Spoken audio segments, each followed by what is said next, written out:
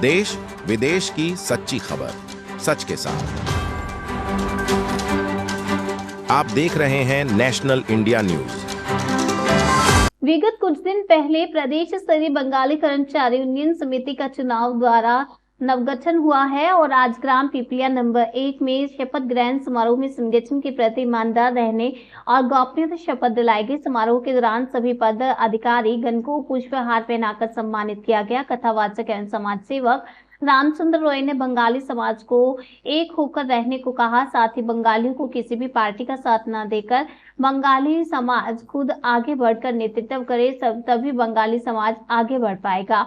निर्विरोध प्रदेश अध्यक्ष चुने जाने पर रवि सरकार ने कहा कि बंगाली की पहचान उसकी भाषा से और उसकी संस्कृति से होती है, इसलिए समिति का सबसे पहला कार्य बंगाली बाहुल्य क्षेत्रों में प्राइमरी स्कूलों से बंगाली शिक्षा प्रदान करने पर जोर दिया जाएगा। वहीं प्रदेश समिति के उपाध्यक्ष अमियो विश्वास ने कहा कि बंगाली समाज का उत्थान तभी हो सकता है जब छात्र अच्छी शिक्षा के साथ अच्छे संस्कार छात्रों को दिए जाएं, तभी बंग समाज ठीक से उत्सर्जन होगा। मेरे को इस संगठन ने उपाध्यक्ष की जिम्मेदारी दिया है। मेरे को विश्वास है, आशा है कि धरातल पर काम अब दिखने लगेगा। कारण क्या है, 2-3 मुद्दे हैं। जैसे मुद्दा नंबर 1, बांग्ला भाषा को लागू करना। इसके लिए मुख्यमंत्री से बात करूंगा, शिक्षा मंत्री से बात करूंगा, बात करके बांग्ला भाषा को लागू करने में अथक प्रयास करूंगा।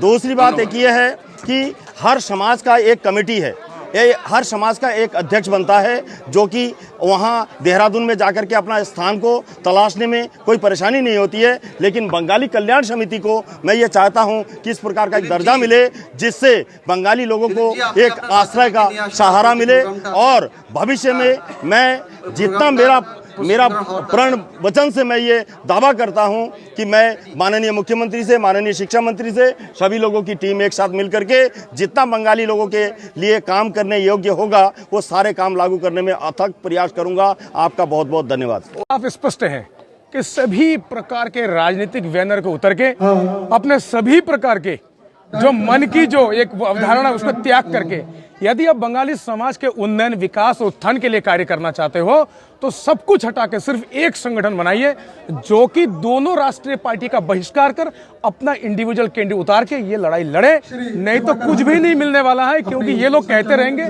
कि हमें खाली अपना अपना अपना अपना, ये कुछ नहीं होना है जब तक अपने बगल की ईंट को फेंक के अपने बंगाली समाज के उत्थान के लिए अपना खुद का एक कैंडिडेट नहीं होगा, तब तक विधानसभा में जाके अपनी बात को नहीं रख सकते। ये मैं चैलेंज देके कहता हूं। इसलिए जो मुझे सुन रहे हैं उनका परम कर्तव्य है इन दोनों पार्टी का बहिष्कार कर अपना कैंडिडेट उतारें और खुद वहां पर अपना कानून तैयार करें और जो हमारी अनुसूचित जाति है, बांग्ला भाषा है, वो लागू करने के लिए हमारी लड़ाई खुद लड़े।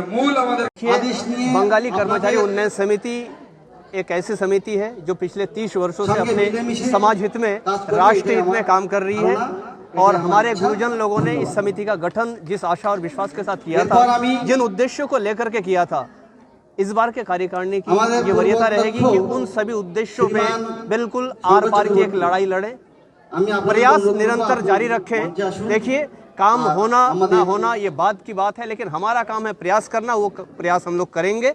पिछली जो कार्यकारिणी थी अब तक सभी कार्यकारिणी ने बहुत बढ़िया कार्य किया है। हमारा भी प्रयास रहेगा कि उससे कम नहीं तो उससे ज़्यादा प्रयास हम लोग करें और जो मूलभूत बंगाली समाज की समस्याएं हैं, जैसे अनुसूचित जाति का दर्जा, बांग्ला भाषा प्राइमरी इस तरह से लागू करना, और इसके अलावा अभी विगत कुछ समय से एक मांग जो चली आ रही है, हालांकि वो मांग पूरी भी हुई थी, एनडी तिवारी जी ने उस मांग को पूरी किया था, गुरुचांद कोष कर दिया था और उसके अनुसार हमारे समाज के उच्च शिक्षा ग्रहण करने वाले छात्र छात्राओं को छात्रवृत्ति मिला करता था, लेकिन उसको बंद कर दिया गया है।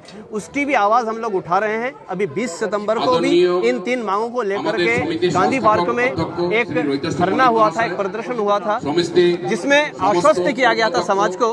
अभी भी उस पर कोई कार्रवाई नहीं हुई है। इस मंच के माध्यम से वर्तमान उत्तराखंड सरकार से हमारी यही मांग रहेगी, पूरे बंगाली समाज की ओर से, बंगाली कल्याण समिति, बंगाली महासभा, बंगाली एकता मंच, बंगाली युवा छात्र संगठन, निखिल भारत उद्बत्सु समिति, ये सब हमारे संगठन है।